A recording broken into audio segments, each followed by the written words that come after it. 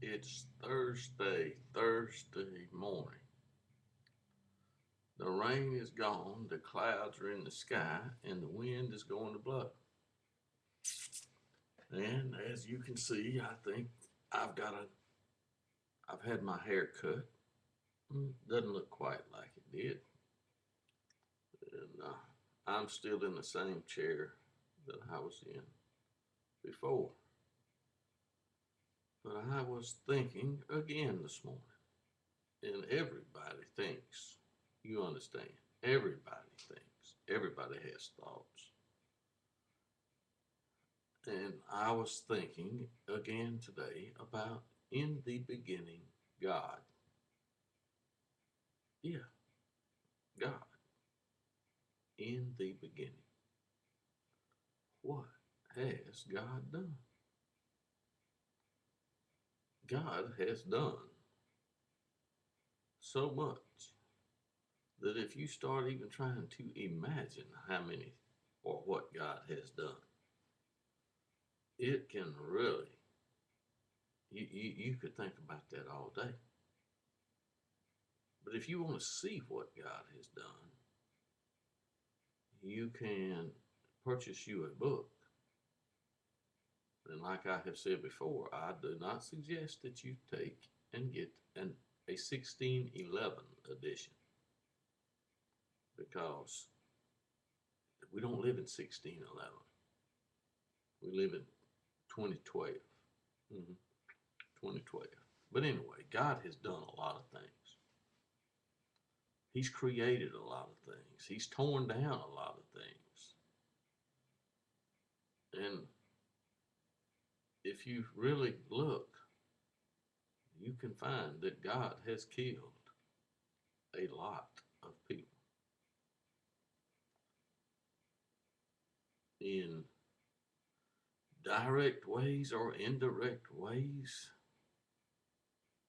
but there have been some in very direct ways. One in particular was a flood. It destroyed I don't know how many people. Later, there was a fire fell from heaven on Sodom and Gomorrah, and I don't know how many people were there. And we've had wars, and I don't know that God, determines, which man's going to die, which man is not going to die, and this, that, and the other. I do know that God can determine which one lives and which one doesn't. But I really think that if I took my rifle out today until I ran out of bullets, and if I shot good, I could take a few people out. I don't think I'd be doing God's will at all. Although some people would say, "Oh yes, he was doing God's will. God wanted him dead." No, I'm gonna buy that. But anyway, we are looking at what God has done, and some ifs come up into play. And I was just thinking a few minutes ago, can anybody be saved and not know it? And if you ask yourself that question, can somebody be saved and not know it? Then where would you go to find out if someone could be saved and not know it? And the only place that I think I could come to was be, open the Bible and find out where Jesus, the Son of God, which I get in a lot of trouble, with certain people about talking about the Son of God because I like to talk about the Son of God. Of course, people already know that. If they know me, they know that. But anyway, I'm looking in and thinking about, well, what did Jesus say? He said that at the resurrection, when the dead are raised, that there would be a separation. And he said to some, they wind up on the right side. And he's telling them, what's going on. And he's telling them how much good they did. And they asked him, well, when did we do all this?